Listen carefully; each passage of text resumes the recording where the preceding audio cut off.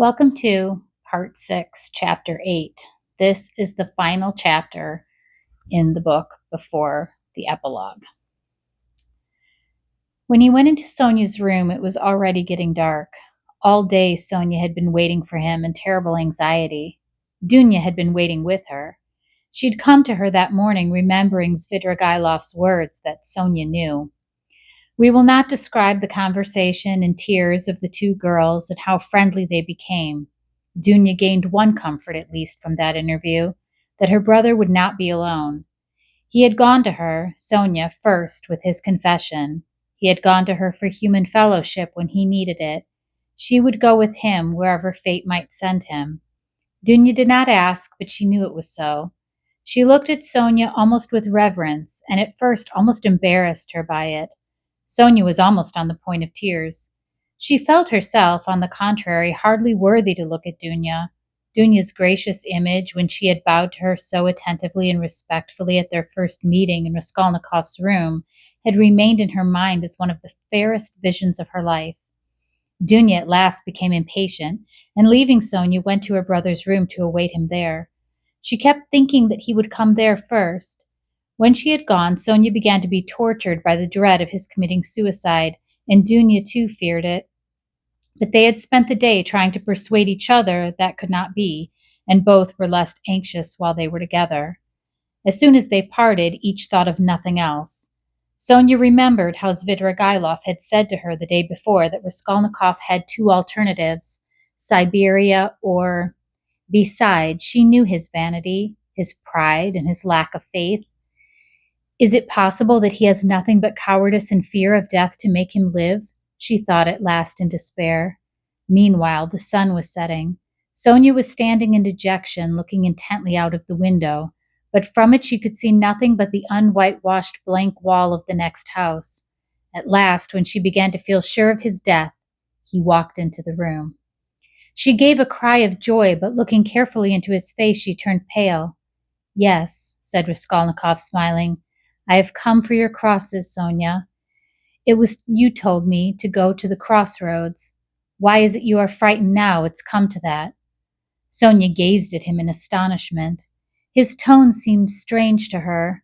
A cold shiver ran over her, but in a moment she guessed that the tone of the words were a mask. He spoke to her looking away as though to avoid meeting her eyes. "You see, Sonia, I've decided that it will be better so. There is one fact, but it's a long story and there's no need to discuss it. But do you know what angers me? It annoys me that all those stupid, brutish faces will be gaping at me directly, pestering me with their stupid questions which I shall have to answer. They'll point their fingers at me. You know I'm not going to Porfiry. I'm sick of him.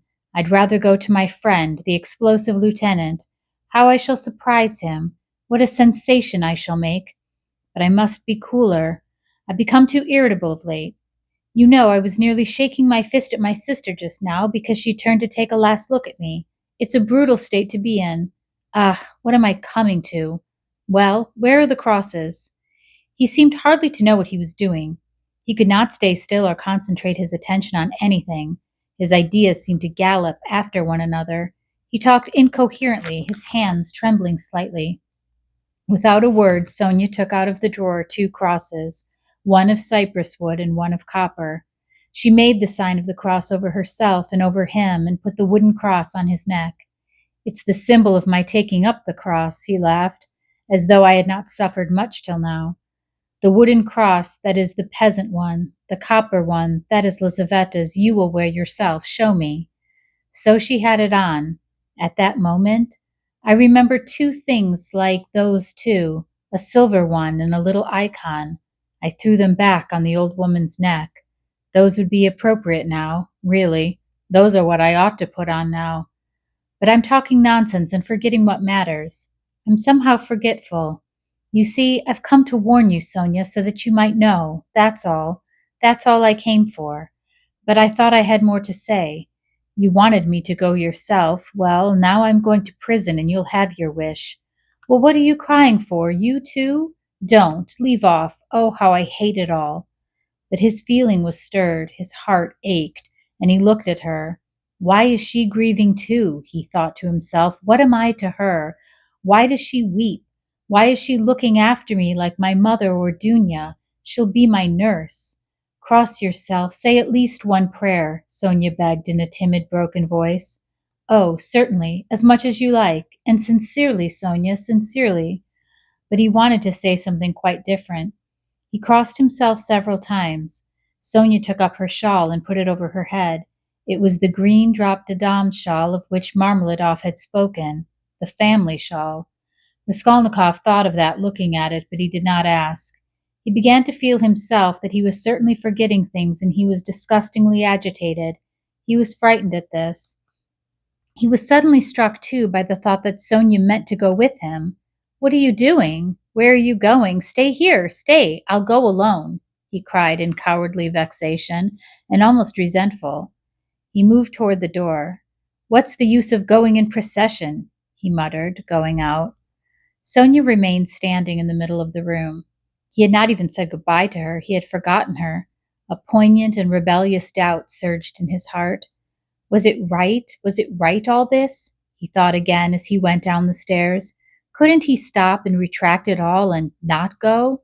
But still, he went. He felt suddenly, once and for all, that he mustn't ask himself questions.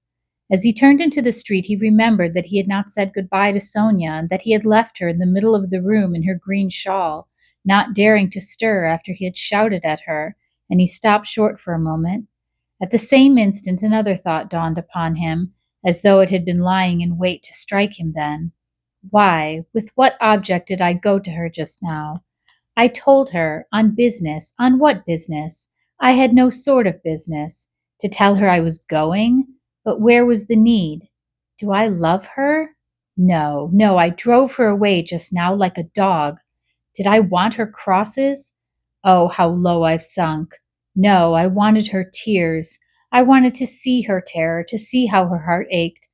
I had to have something to cling to, something to delay me, some friendly face to see, and I dared to believe in myself, to dream of what I would do. I am a beggarly, contemptible wretch. Contemptible. He walked along the canal, and he had not much further to go. But on reaching the bridge, he stopped, and turning out of his way along it, went to the Haymarket. He looked eagerly to right and left, gazed intently at every object, and could not fix his attention on anything. Everything slipped away. In another week, another month, I shall be driven in a prison van over this bridge. How shall I look at the canal then? I should like to remember this, slipped into his mind. Look at this sign. How shall I read those letters then? It's written here, Campany. That's a thing to remember. That letter A. And to look at it again in a month. How shall I look at it then? What shall I be feeling and thinking then? How trivial it all must be, what I am fretting about now. Of course, it must all be interesting, in a way. What am I thinking about? I'm becoming a baby. I'm showing off to myself. Why am I ashamed? Phoo. How people shove. That fat man, a German he must be, who pushed against me. Does he know whom he pushed? There's a peasant woman with a baby, begging. It's curious that she thinks me happier than she is. I might give her something for the incongruity of it. Here's a 5-kopeck piece left in my pocket. Where did I get it? Here, take it, my good woman. God bless you, the beggar chanted in a lachrymose voice. He went into the Haymarket. It was distasteful, very distasteful to be in a crowd, but he walked just where he saw most people. He would have given anything in the world to be alone, but he knew himself that he would not have remained alone for a moment. There was a man drunk and disorderly in the crowd. He kept trying to dance and falling down. There was a ring round him. Raskolnikov squeezed his way through the crowd, stared for some minutes at the drunken man, and suddenly gave a short, jerky laugh. A minute later he had forgotten him and did not see him, though he still stared. He moved away at last, not remembering where he was, but when he got into the muddle of the square, an emotion suddenly came over him, overwhelming him, body and mind. He suddenly recalled Sonia's words, "Go to the crossroads, bow down to the people, kiss the earth, for you have sinned against it too, and say aloud to the whole world, I am a murderer." He trembled, remembering that, and the hopeless misery and anxiety of all that time. especially in the last hours, had weighed so heavily upon him that he positively clutched at the chance of this new, unmixed, complete sensation. It came over him like a fit. It was like a single spark kindled in his soul and spreading fire through him. Everything in him softened at once, and the tears started into his eyes. He fell to the earth on the spot. He knelt down in the middle of the square, bowed down to the earth, and kissed that filthy earth with bliss and rapture. He got up and bowed down a second time. "He's boozed," a youth near him observed. There was a roar of laughter. "He's going to Jerusalem, brothers, and saying goodbye to his children and his country.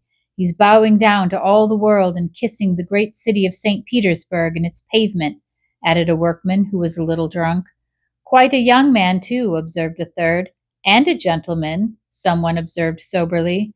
"There's no knowing who's a gentleman and who isn't nowadays." These exclamations and remarks checked Raskolnikov, and the words, "I am a murderer," which perhaps on the point of dropping from his lips, died away. He bore these remarks quietly, however, and without looking round he turned down a street leading to the police office. He had a glimpse of something on the way which did not surprise him. He had felt that it must be so. The second time he bowed down in the Haymarket, he saw, standing 50 paces from him on the left, Sonia. She was hiding from him behind one of the wooden shanties in the marketplace. She had followed him then on his painful way.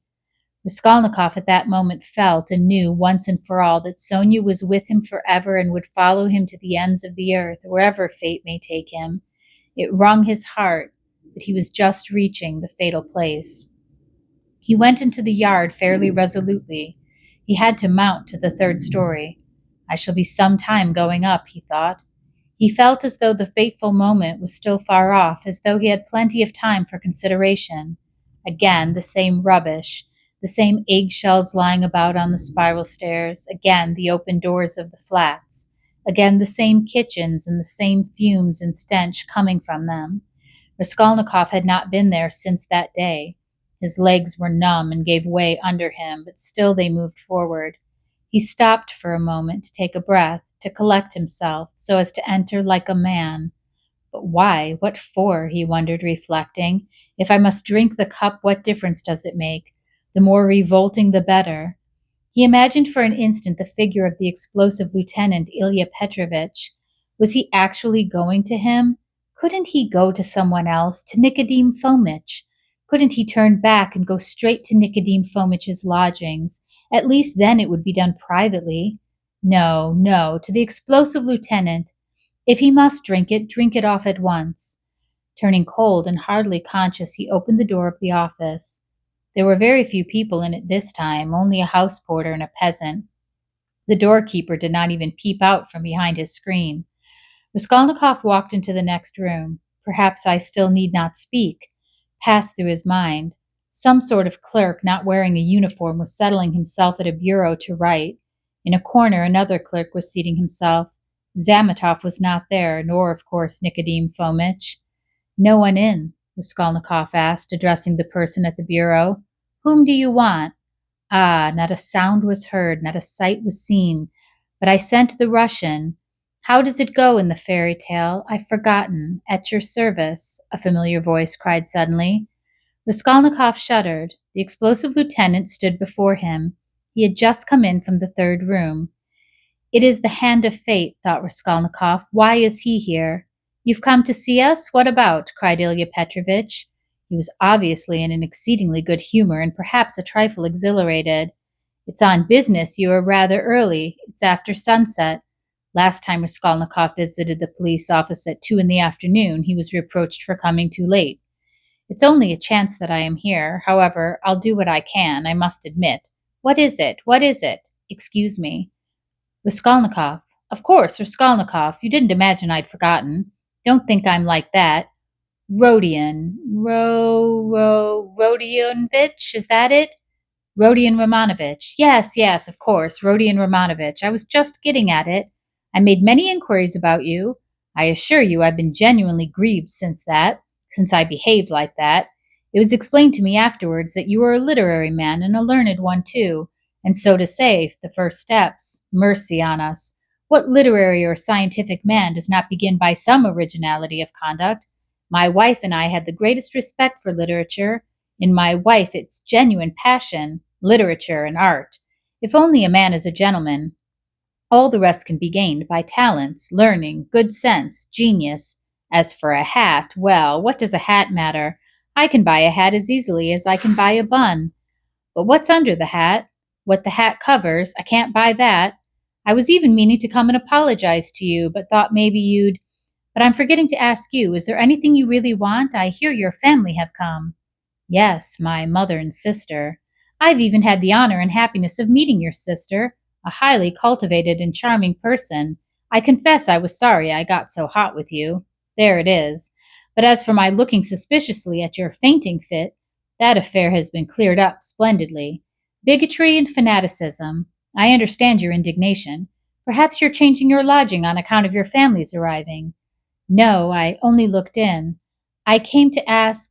I thought I should find Zametov here. Oh, yes, of course, you've made friends, I heard. Well, no, Zametov is not here. Yes, we've lost Zametov. He's not been here since yesterday. He quarreled with everyone on leaving, in the rudest way. He's a feather-headed youngster, that's all. One might have expected something from him, but there, you know what they are, our brilliant young men. He wanted to go in for some examination, but it's only to talk and boast about it.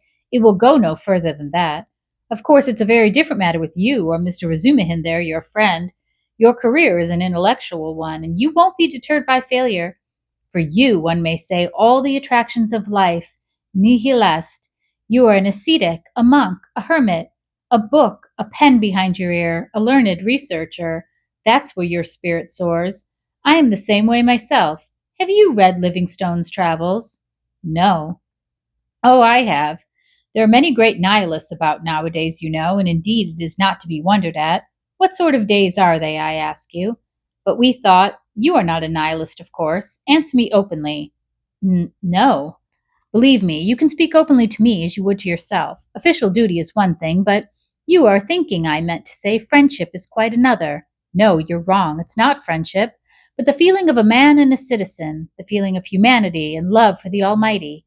I may be an official, but I'm always bound to feel myself a man and a citizen. You were asking about Zametov. Zametov will make a scandal in the French style in a house of bad reputation over a glass of champagne. That's all your Zametov is good for. While I'm perhaps, so to speak, burning with devotion and lofty feelings, and besides, I have rank, consequence, a post. I'm married and have children. I fulfill the duties of a man and a citizen. But who is he, may I ask? I appeal to you as a man ennobled by education. Then these midwives, too, have become extraordinarily numerous. Raskolnikov raised his eyebrows inquiringly. The words of Ilya Petrovitch, who had obviously been dining, were for some of the most part a stream of empty sounds for him, but some of them he understood. He looked up at him inquiringly, not knowing how it would end. I mean those crop-headed wenches, the talkative Ilya Petrovitch continued. Midwives is my name for them. I think it a very satisfactory one. They go to the academy, study anatomy. If I fall ill, am I to send for a young lady to treat me? What do you say? Ilya Petrovitch laughed, quite pleased with his own wit. It's an immoderate zeal for education, but once you're educated, that's enough. Why abuse it? Why insult honorable people, as that scoundrel Zametov does? Why did he insult me, I ask you? Look at these suicides, too, how common they are. You can't fancy. People spend their last halfpenny and kill themselves. Boys and girls and old people. Only this morning we heard about a gentleman who had just come to town. Nil Pavlich, I say. What's the name of that gentleman who shot himself? Zvidragilov, someone answered from the other room with drowsy listlessness. Raskolnikov started. Zvidragilov? Zvidragilov has shot himself, he cried. What, do you know Zvidragilov? Yes, I knew him. He hadn't been here long. Yes, that's so. He had lost his wife, was a man of reckless habits, and all of a sudden shot himself, and in such a shocking way. He left in his notebook a few words, that he dies in full possession of his faculties, and that no one is to blame for his death. He had money, they say. How did you come to know him? I was acquainted. My sister was governess in his family. Bah, bah, bah. Then no doubt you can tell us something about him. You had no suspicion? I saw him yesterday. He was drinking wine. I knew nothing. Raskolnikov felt as though something had fallen on him and was stifling him. You've turned pale again. It's so stuffy here. Yes, I must go, muttered Raskolnikov. Excuse my troubling you. Oh, not at all, as often as you like. It's a pleasure to see you, and I'm glad to say so. Ilya Petrovitch held out his hand. I came to see Zametov. I understand, and it's a pleasure to see you. I am very glad. Goodbye, Raskolnikov smiled. He went out. He reeled. He was overtaken with giddiness and did not know what he was doing. He began going down the stairs, supporting himself with his right hand against the wall. He fancied that a porter pushed past him on his way upstairs to the police office, that a dog in the lower story kept up a shrill barking, and that a woman flung a rolling pin at it and shouted. He went down and out into the yard. There, not far from the entrance, stood Sonia, pale and horror-stricken. She looked wildly at him. He stood still before her. There was a look of poignant agony, of despair in her face. She clasped her hands. His lips worked in an ugly, meaningless smile. He stood still a minute, grinned, went back into the police office. Ilya Petrovitch had sat down and was rummaging among some papers. Before him stood the same peasant who had pushed by on the stairs. Hello, back again. Have you left something behind? What's the matter? Raskolnikov, with white lips and staring eyes, came slowly nearer. He walked right to the table, leaned his hand on it, tried to say something but could not. Only incoherent sounds were audible. You're feeling ill. A chair. Here, sit down. Some water.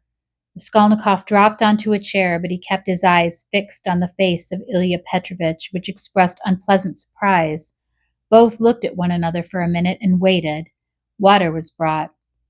It was I, began Raskolnikov. Drink some water.